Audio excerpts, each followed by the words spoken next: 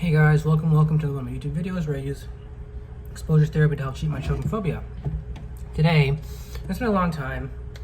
Today I'm going to do an exposure. Full disclosure, I've already eaten half of this. And there's also a bagel that I was going to eat. Fortunately, I put it in the toaster and it burnt, so the bagel's gone. So let's just jump to the exposure. I'm going to show you guys how to do an exposure, right? Honestly, my anxiety level of choking right now isn't very high. It used to be though. I want to show people though that in a way, they're not alone in their fear of choking on food. It's something that's common. It's a phobia. It can be treated like any other phobia. Fear of flying, fear of people, fear of dogs, fear of bees, fear of outside spaces. They can all be handled and dealt with. And so I'm going to show you in real time how this works, how you do an exposure. First thing you do is you think of a food that you want to eat, okay? Let's go with the big board here. I have the big board. I want to share with you guys what I mean here. First thing you want to do is pick from a list of foods, right?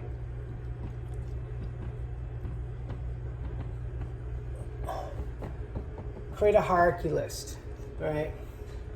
Of the foods from most chokeable or most dangerous to less dangerous. So let's say, on this scale of 0 to 100, we have like steak, right? That's really at 100. And let's say something easier like butter, right? Soup, right? Let's move it up to like crackers, maybe, right? Move it up a bit more to, cheese, right? For me, that was a big one, cheese and muffins, right? Muffins. And you keep moving it up and up to fries, right? French fries, right? And to something like chicken, right? Chicken is a big step for me. Popcorn, right? A food you can choke on easily. Hot dogs, right? Hot dogs for me, I wouldn't never do hot dogs because I'm just never going to be at that level. And I'm okay with that because if you're okay with not being able to eat hot dogs for the rest of your life, that's fine. Like, I'm a picky eater as it is. If you really have a hankering for hot dog, that's when you want to, obviously create a safe exposure and do. All of these, you want to create a safe exposure. So what's a safe exposure? What I'm doing right now, I have food, which is not in any way dangerous in any way if it's done properly. And what I mean by if it's done properly is that you just eat it mindfully and you let the anxiety go over you and you wash and then you realize how the anxiety goes down. What do I mean by that? Well, let's start with this croissant. So this would be under like what? Bread, right? Bread, for me right now, let's say it's the exposure. This is how you do it. Exposure 0 to 100. Right? Bread. It's good to write the date and time. So like, what is it? I think it's around 8:30. No, it's probably closer to 9. So 9 p.m. Right? Where you are, home. That's fine too. And then the most crucial thing you want to ask yourself is, how much, right, do I think? So if this is writing backwards, I apologize if it's coming backwards. Is it like in this? It's coming backwards. So I'm trying my best to explain it. How much do I think I will choke, right, on this food? That's a question you have to ask yourself. Take as long as you want to answer that question. I mean, in the beginning, you're gonna have high levels. You're gonna be at 100, right? 90, maybe 80. For me, right now, I'm at 5. I did this off camera. I was at a 5. So, drop my pen here. So 5. Now, when you're at a 5, you don't really do exposures, but I'm showing you how to do this to show you guys that you're not alone. It can be done. There's a process. There's a way of doing it, and that's what you do. So you say 5, start. Then the next thing you do, now your number's gonna be higher, right? The next thing you do is you go over to your food. Preferably, you already have your food. Like, you could do it in a notebook if you want, next to your food. Next thing you do is you simply put the food in your mouth and allow the anxiety to wash over you and see how bad it gets. That's what I'm gonna do now. Put the food in my mouth and allow the anxiety to wash over me and see how bad it gets.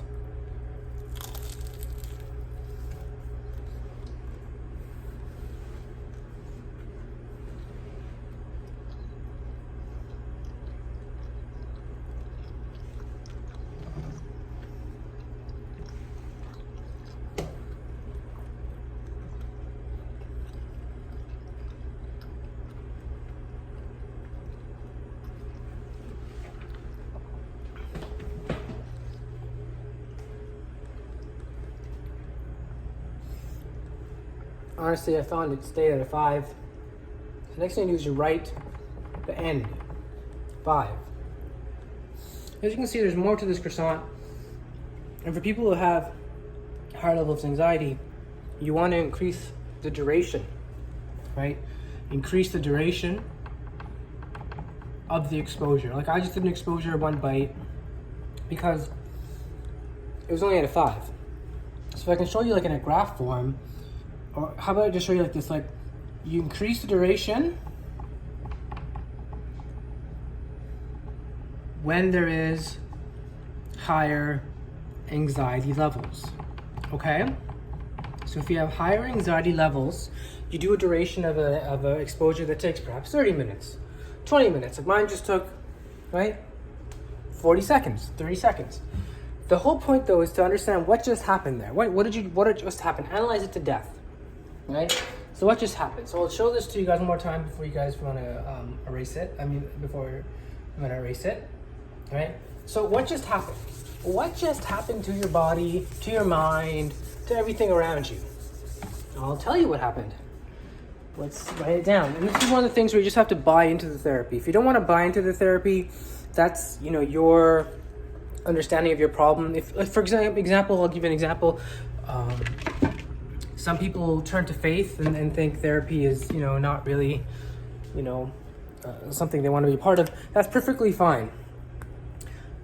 If you want to get the most out of dealing with your anxiety, dealing with your problems, and having an anxiety-free life, evidence-based exposure therapy is the way to go. It's the gold standard, evidence-based therapy with cognitive behavioral therapy. So we just did the evidence-based part, the exposure therapy. Now we're kind of doing the cognitive behavioral part. Well, what does all this mean? It basically means analyze this all to death. Now, I don't mean it exactly like that. I'm saying it to you guys like this because I want you guys to understand that I was at a point in my life where I didn't believe in therapy either, right? And eventually what happens is you just get to a point where you realize, hey, why not try it? You tried everything else, right? You've tried drugs, you tried acting out sexually, you tried religion, you tried, isolation, meditation, reading, all these different things. Why not try this? I mean, it's evidence-based. It's what they call the gold standard. Why not give it a shot? And you may also not want to because you've tried it once and a little bit, you didn't really understand. That's a valid question. That's something I can get into another video. Right now, though, I'm talking to people to please just listen to me, to buy into the therapy, buy into this process. So what just happened? You ate, right? Food, right? The croissant, right? The croissant. Well, what else happened though? For me, I felt a bit of anxiety right here. So my top part of my cheek. So you write that down as well. Felt a bit of anxiety in the top part of my cheek. And you do this to understand, well, okay, what level of anxiety was that as? It was a 5, right? As you mentioned, it was out of 0 to 100, it was only a 5, right? Now, I bet you when you first start, you're not going to get a 5. You're going to get a 70, you're going to get an 80, you're going to get a 90, you may even get 100. The point is to stick with it because the nature of anxiety, okay, and I'll wrap up with this. So this is the cognitive behavioral therapy part. It's basically realizing that what you just did, which was a behavior, is connected to your thoughts, which is what we wrote down here. Ate food, felt a bit of anxiety. This is actually a feeling. It's also a thought in terms of like, this is the thought, ate the food. So we have a thought, ate the food, right? And it's connected to your feelings, which in this case are anxiety, right? Of 0 to 100, you had a 5, right? It was a 5. And they're connected to your behavior, which was also eating a croissant, right? So do you understand how there's an overlap here? Eating a croissant, eating the food. The thought is, I ate the food, the croissant. I ate the croissant. That's the thought. I ate the croissant, right? I shouldn't even be putting food because I didn't mean food. I meant the croissant. The thought is, ate the croissant, right? Ate the croissant. That's the thought. That led to behaviors. One of those behaviors was eating the croissant, like having a bite of it. One of those behaviors was getting up. If you notice, while I was eating, I got up. I do this a lot. I get up. So one of the behaviors, thoughts, feelings, behaviors, This is kind of getting messy. So I'll you know what? This is getting messy, so let's try this again. So we have the cognitive behavioral part down pat. Behavior got up, right? And went to the board. Well, let's just say got up because that's what happened, right? Thought. What was the thought going through my head? It was, where is my anxiety level? I mean, where is my anxiety in my body, right? Like locate it. Genuinely locate where it is. And I located it top of the cheek, right? Next thing you need to do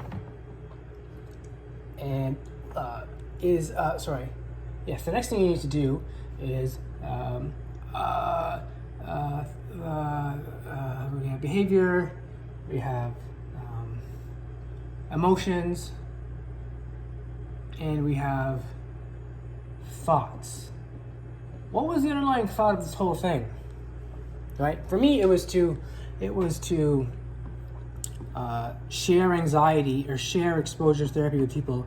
For most people who are first trying this out, it's not going to be that, right? It's going to be, I'm going to choke.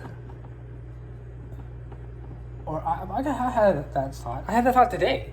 I mean, it's the thought that you have from time to time. Or even, I'm choking. And these are thoughts you need to write down. And you'll see how they're all related if you just keep at it. The best way to do it, if this is too complicated, and I know this is kind of a bit complicated, is to just write down your thoughts in a linear fashion. Just write them down while you're eating, right? Just write them down. I'm choking. And write down, I'm dead. Write down I had the most wildest thoughts. I'm channeling, right? Write them down. They eventually went to something. They went down to basically feelings of worthlessness, right? That was the core of my thoughts. Feelings of worthlessness that were precipitated by the fact that I had a rough coming out experience, namely with my mother, right? So feelings of worthlessness that were precipitated by me not being accepted by my mom when I came out as bisexual, right? So you're not going to get these results in the beginning. I'm showing you this just to show you guys that you're not alone. This is the end result of 180 something videos I've been doing about this. This is what you'll end up finding out. The deeper meaning of why you fear you're going to choke. Why you fear the thing that you fear. For example, people or dogs or airplanes or whatnot. So that's the cognitive behavioral therapy part of it. So we're going to do the hierarchy list. Here's the cognitive behavioral therapy. Last thing I want to wrap up with is the nature of anxiety. And what is the nature of anxiety? The nature of anxiety, and I want to really impress this with you guys. What is the nature of anxiety? There's two types of ways of dealing with anxiety, right? There's one way. So there's two types of ways. There's one way. Two types of ways of dealing with anxiety. The one way is to just grin and bear, right? To grin and bear, right? And wait until it's over, right? That's one way. Right? You feel the anxiety coming on, and you just, try to distract yourself, smoke a joint, right? I don't know, go for a walk. The point is, though, you're not fully accepting it and allowing it to flow over your body and seeing where it is in your body. You're doing the exact opposite. You're avoiding it. You may even be doing behaviors, right, that are known as avoidance behaviors, where, for example, you wouldn't eat the food, right? You would, and that's very common with someone who has trypophobia. They would not eat the food. They would not eat the food because the anxiety in them is telling them, that it's going to be there forever. Now, this is a bit complicated, so let me write it in a graph form. The nature of anxiety is like this. It goes up, and then it comes down. You notice that? Every single time anxiety goes up, it comes down. Now, most people when they're first dealing with anxiety, don't realize that it comes down. If you realize, they only see that it comes up. And then what they do is their behavior starts going into, what's known as avoidance, as I was mentioning earlier, avoidance behavior. They start not eating, right? Or the symptoms of anxiety, withdrawn, right? Chemical changes happen in the body, resulting in low energy, right? Appetite. And that's really tricky with people with chugging phobia as well, because then their appetite will become a vicious circle. You know what I mean? Motivation. All these different things happen in the chemical, and also behaviorally. You'll stop eating. You'll feel withdrawn. You'll get hungry, irritable, and you'll kind of get stuck in this routine that you don't want to get into. For me, it was reading and then playing video games, and then eating one meal a day. And then kind of just, that meal became smaller and smaller and smaller and became more safer and safer and safer to the point where I have to wait until my parents were home for me to eat.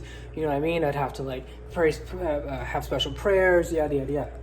So this is what most people do. They grin and bear. They wait till it's over. They don't realize the bigger picture though. And this is the second option I'm coming to. The second option is to actually, and this is the option that I found actually works quite well, that's the evidence-based approach, is to basically, it's called mindfulness. And that's a big word, so I'll break it down. So what it basically means is pay attention to your anxiety. Pay attention to your anxiety, okay? And understand the fundamental nature of anxiety, which is that it goes up and it comes down. It goes up and it comes down. I repeated that for a fact. It's incredibly true. If you look at my videos that I did, you would see that I would start by writing I would do an exposure, like for example, chicken strips, potato wedges, pizza, donuts, whatever, right? I would put the level of anxiety here. Let's say it would be in the beginning, right? Start. This level here, start. 80, right? Or let's even say 100. So it would be 100. And then it would continue to go up and up and up and up and up. And in reality, it's not going to go higher than 100. You may feel it's going higher than 100. You're just misjudging the extent of it. It isn't going higher than 100. You're actually feeling the same level of anxiety. So for when you have really, really, really high anxiety, you'll feel like this, 100, 100, 100, 100, 100. Then it'll go down. The problem with that is you haven't realized that you can't go past 100. It only feels like you're going past 100. Evidence-based therapy says you can't have an anxiety level above 100. If you accept that you want to keep your anxiety levels within the numbers of 0 to 100. If you want to keep it within the numbers of 100 to 105, that's fine. We use 0 to 100 because it's what I used in the OCD workbook, which is good for phobic disorders and anxiety disorders. So as I said, my friend told me this, asked me this earlier, what if it feels like it gets to 105? It doesn't. It doesn't. If you're saying it's at 100 and you're accepting you want to choose a number between 0 and 100, these are very important steps. Number 1, accept to choose a number between 0 and 100. Then if you say 100, you can't say it's going to get any higher than that. And it's not, I'm not saying it's not possible. I'm saying it's possible. It's 100 and then, it will peak to a point where what will happen is you will feel it more intense in certain parts of your body. It may become a full-blown panic attack, right? And in that case, what you have to do is understand this is actually going to become duration. This is not going to become intensity. This is going to become duration. For most people, though. For people, as I said, that have high levels of anxiety, we can get to that in a second. For people who have clinical to subclinical levels of anxiety, I'm talking about them now here, because there needs to be a fundamental change in how you understand these numbers. So, as I said, the nature of anxiety is it goes up and it goes down, right? And so if you look at my earlier videos of me doing exposures, I would say it was at a 70, right? Start, right? I was feeling 70. And then perhaps it, went up to 75. And then it went down to, 60. That's one way of looking at it. Another way of looking at it, though, is that actually, that's the way I want you guys to look at it. If you just accept that that's how anxiety goes, you understand that is the nature of anxiety. The human body, okay, I want to leave you with this quote. The human body cannot stay at a level of anxiety with that much adrenaline in their body for that long period of time. It's evolutionary impossible. We would not be at the height of the primate species, evolutionary speaking, by allowing ourselves to have that much levels of anxiety and adrenaline flowing within our bodies for that long period of time. If you notice, panic attacks last for at most 15 minutes, right? They feel like an eternity. If you realize, though, if you have a panic attack, and let's say I have a panic attack right now, and I'm feeling an anxiety level of 100. Within 5 to 10 minutes, they'll go down to 70 and 60. It may stay at 100.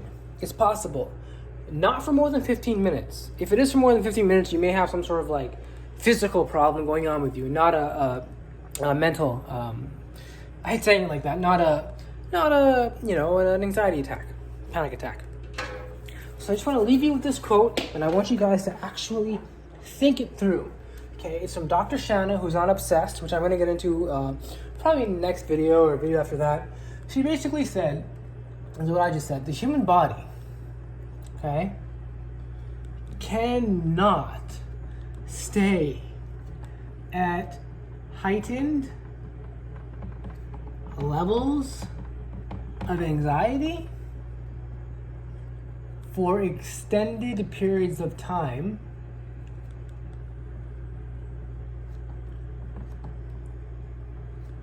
because the adrenaline in our body would, evolutionarily speaking, prevent it. Now, I know there's a quote. Oh, whoa, that was crazy. Okay. We have to work on that. I actually have a thing I can do for that. We'll just sit here for a second. I have a quote that I want to kind of, it's a better quote than this. I can't find it here. I don't want to just have dead time, so I'm just going to end it there. That's basically what she was saying, right? That evolutionarily speaking, we've gotten to this high level of evolution by not having that much adrenaline in our bodies for that long period of time. So it may feel like an eternity when you actually allow the anxiety to, in a way, basically, when you actually identify where is the anxiety in your body, cheek, chest, or butt, wherever, right? Wherever the anxiety is, the toes, extremities, heart, face, identify where it is. Write it down. Write down your negative thoughts. You'll realize the anxiety will become less and less and less. And I guarantee you, this is what happened to me. My anxieties were at 80s and 90s when I started the exposures, and they went down slowly over a period of about, a year. They went down to 70s, then 50s, then 30s and 20s, and now you just saw 5. I've had many zeros, and I'm very grateful for those. And that's another thing I'm going to do. Gratitude and how great that is. So I'm going to end it here with that. I got to fix this, so I'll definitely get into that. And I hope you guys enjoyed this video. I hope it's clear, it's concise, and I hope you guys really understand what I'm trying to say. Remember, guys, stay with it.